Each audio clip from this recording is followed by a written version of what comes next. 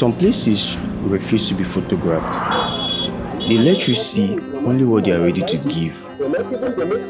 And Idanre keeps his oldest stories locked inside his stone.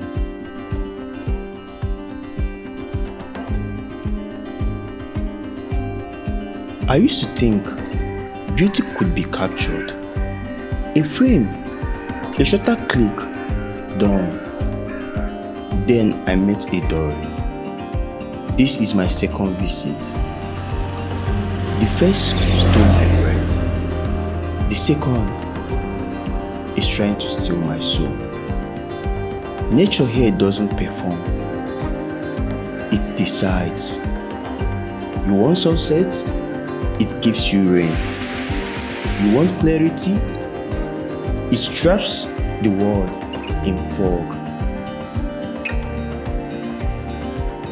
I came back with two obsessions: to climb the 660 steps again, higher, slower, and deeper. And two, to understand how this ancient town became Nigeria's quiet cocoa empire.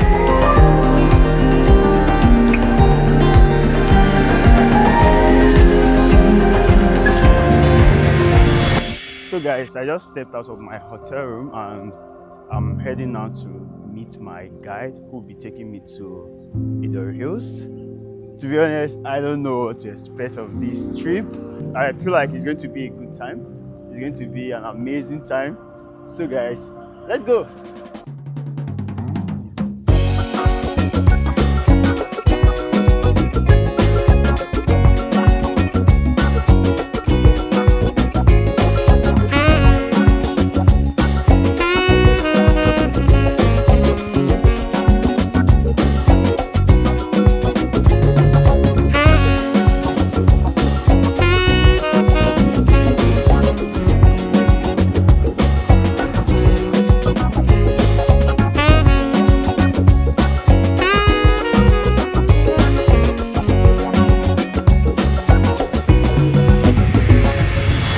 My own name is Akimuishe Richard Ayotunde, the tour guide at Idanre Hill Resort in Ondo State. I'm welcoming everybody once again to follow us.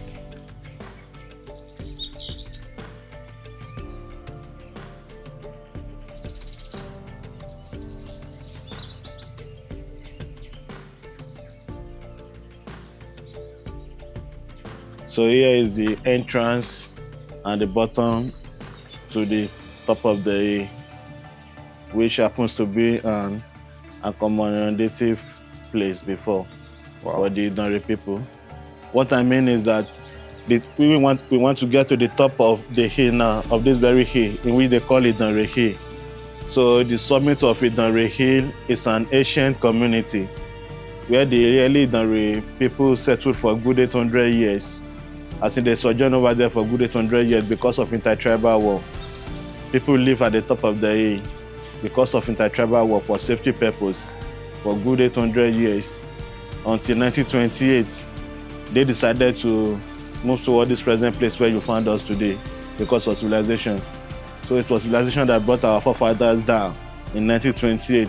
If not so, we're supposed to remain at the top of the hill over there, having our days-to-days activity at the top of the hill, which is 3,000 feet above sea level. And all those days when they were living up there, nothing like staircases. They do go on the rock and also use a rope as a means of railings, which is a magical rope called Arokunso, as a means of railings to get to the top of Idanre Hills.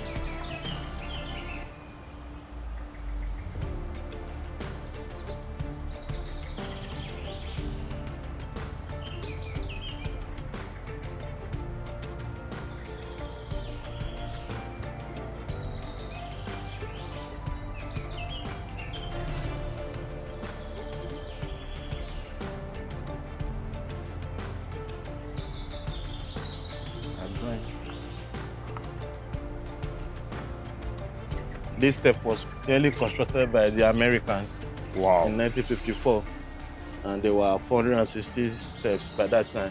460. 60 steps. Wow. Until 2006, that the state government renovated the steps to be more comfortable in climbing, making it 660 with 5 resting points. Wow. So this is the first Wow. resting place at 75 steps covered now. And they also call this place Owa Resting Point. Owa is the title of Idanre King. Oh, okay. So is that like the first or the existing one? All the kings being coronated in Idanre Kingdom were known as Owa. That is the title. Okay.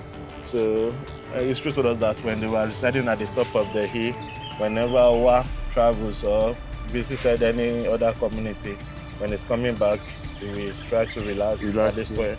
That's why we named it after a Owa resting place. So we have done 75 steps already now.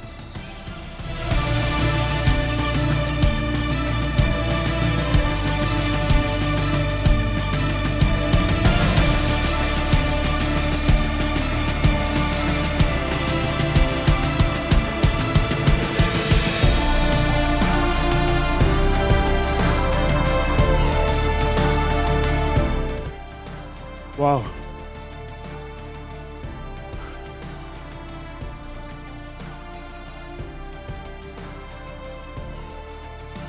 So we are ready at the Dagunro spot now.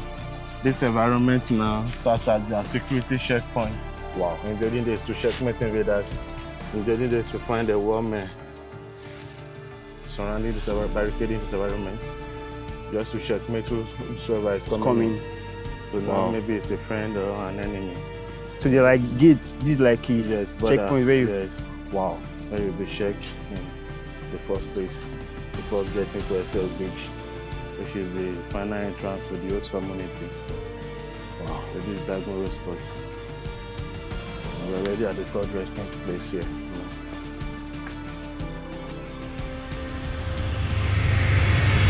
After an hour and a half, 660 steps, trembling legs, and countless pauses to catch our breath, we reached the summit. I can't quite describe what it feels like standing here again. It is more than just a view. It is a conversation with time. I came for a climb. I found a resurrection. The hill didn't just show me Idanre. It introduced me to the people who never left it.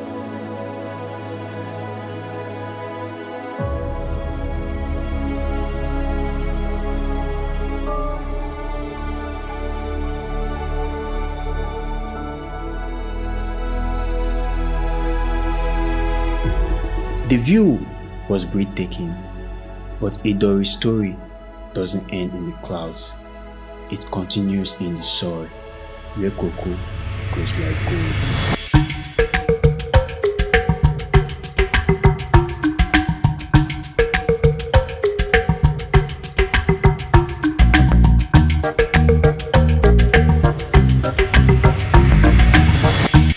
My name is Eric Ojo, a cocoa farmer in Levithegrapher village. This is my farmland. I am into it intensively into agriculture, and this is my produce. That is cocoa. I have been in it, and the first part of it, I got it through inheritance, because there are 3 or 4 methods of acquiring this cocoa here. It's either through inheritance from our father or from our parents, or through planting, or by buying or rentage. This one now, I am the bona fide owner. It's not through rentage or buying, it's through inheritance, and I planted in addition. Cocoa farming in the Idanre local government is a lucrative agricultural business. And if you Google it, go to internet, you will know it's one of the agricultural produce with highest price. In the Idanre community here in Ondo State, Idanre is the largest producer of cocoa, and Idanre is considered the richest in Ondo State. You can go to internet and Google it. 5 months ago, a ton of cocoa is above 12 million naira. Therefore, to date, it still make us very rich here. An average man here can be able to send his children to one of the best schools and even do their master in abroad. You can do the findings anywhere in those states. And talk of employment. This cocoa we are talking about employ over 80% of youth in Idanre. There is nobody without work in Idanre. I beg to apply.